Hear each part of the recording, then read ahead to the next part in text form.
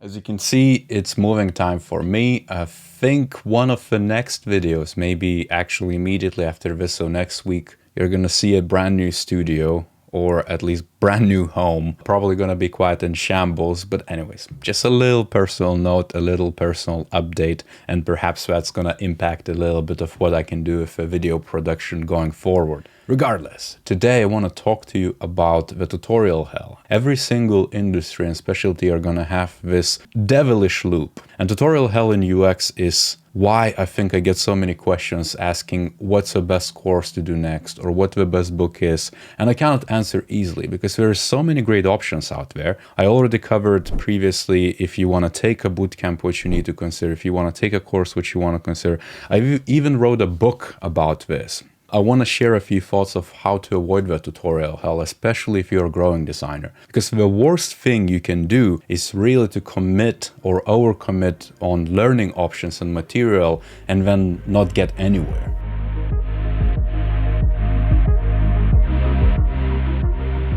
So my personal experience of that, and if I take back a good decade ago when I started learning about UX and started new kind of technical skills exploration, learning, let's say, about information architecture or pixel perfect visual responsive design, mobile app development, research methods, I had this notion that I just need to learn and keep on learning as much as I can. And while a lot of it sticks, the point is that you're gonna get hooked and become really good, not at UX, but at taking courses. And it's not even about being good at learning, because that's a meta skill you should have anyways and kind of foster it. Just like, for example, if you are going too deep into the academic world or you're being very much hands-on and you don't get anything in the middle, you're just gonna get really good at what you do. As with anything else of human behaviors, you know that by now, or you should know that by now, but whatever you do repetitively and consistently becomes your new behavior. So you ultimately become good at what you continuously do. So if you're just gonna take courses one by one, you're just gonna be good at, not at what you learn in courses, but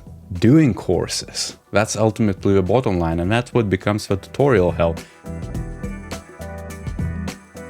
When I, let's say, coach people and they ask for advice of what next to do or what next to take, I rarely say that you should go and take that course. The most common advice I give is actually reflect what you learned so far and reflect how much of that you actually did outside of the academic world or structured world or theoretical world, how much of that you actually applied. Because that application itself, besides learning and taking in that fuel, is what actually makes you a designer. It's making, it's doing. It's not just observing or capturing or knowing about. That's why people struggle to get into UX, because they learn so much, but they learn the know-how. They don't learn about the doing. And you know, the common misconception is also about the design thinking, that you need to start thinking of like a designer first before you become designer. That's not the case. Thinking and doing should come hand in hand, but doing is much more important even than learning. And the worst case scenario, and a curse almost for any designer, would be to just continuously learn and take courses but never apply.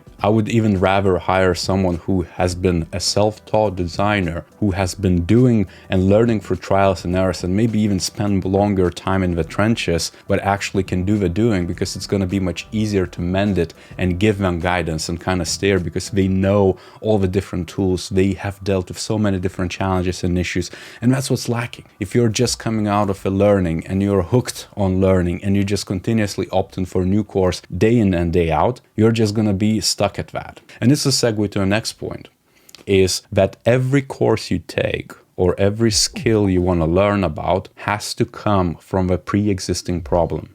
Let's say if you just ran a case study or took one of my challenges and you realize through ideation methods that, hey, it would be cool to do something with VR and maybe that's what's going to make a breakthrough experience for the end user, but you never done anything with VR, well, that's a chance. That's where you should double down and take that week or a weekend off and just learn about VR UI principles or heuristics, or how is it done. Read up online of the research studies about VR. Basically learn as you need to do that. And once you get out of that, immediately applying it and creating a loop. You capture a theory, you apply it practically, and then you come up with something which you can actually see if it worked or not, and then call that actual learned method or learned principles you actually acquired, and that became an actionable knowledge. And the opposite of that obviously would be to just kind of like learn what's cool, which you never apply and never really become an expert at. So that's my take. And this is what something you need to reflect back and just say, okay,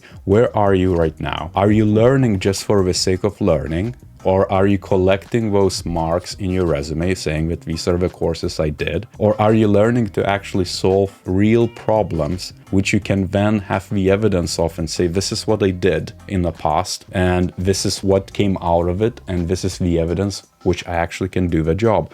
Because to be entirely honest, the courses and just collecting those bits by bits is not going to help you out to get the job, or it's not going to impress the hiring manager. The hiring managers are going to look at your portfolio and see if you can actually do the job. Lacking the evidence is going to trip you the most. It's not just like the written evidence that, hey, I've took that course. Whoever is about to hire you or whoever is assessing those candidates knows that theory means nothing.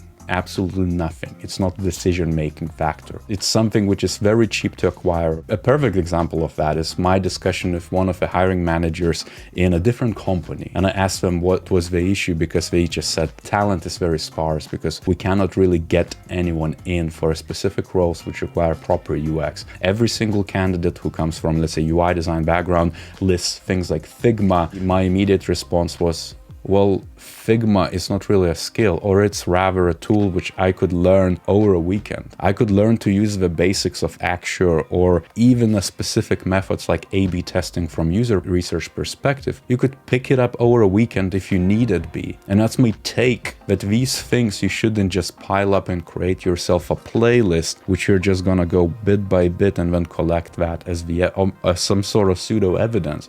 It's not gonna impress any of the hiring manager. They're gonna care how much of that you actually done in the practice and how much of that you actually applied. And having said that, on the opposite end, of course, if you're just starting out, you need to collect it, but you need to collect it over time. You should be patient. You shouldn't overreach. You shouldn't just tick the boxes and say, oh, I'm good at user research, and list out all the different things which you took a course for. It's just not gonna work for you. It's gonna be about your portfolio and how much you apply. And I know for sure that, you could do 100 courses and get a lot out of it versus not doing anything at all. But the time you spend for those 100 courses could be optimized if you pick just the right type of courses which you are actually gonna apply. And I can tell you that you could trim that time down by 10 times, and that naturally would take you to your goal, which could be the next position or a specific role, and kind of shortcut that journey. And even if you're stuck in a tutorial hell, now I'm gonna give you a challenge. Take one of the skills which you learned about in the course but never applied on in a real life scenario. Pick one of my existing challenge briefs, let's say the ideation or prototyping or whatever it is, and specifically ensure that you apply that specific tool or methodology you learned in the past but never applied. That immediately is gonna teach you much more than just being kind of stuck in that hamster wheel of taking new knowledge and never really doing anything about it. And as per usual, I hope this is helpful. I hope it unblocks you in a way. I hope it kind of separates you from that tutorial hell and that hamster wheel. If you like this video, smash that like button, subscribe to this channel, comment, maybe share with a friend. And on that note, I'll see you next time.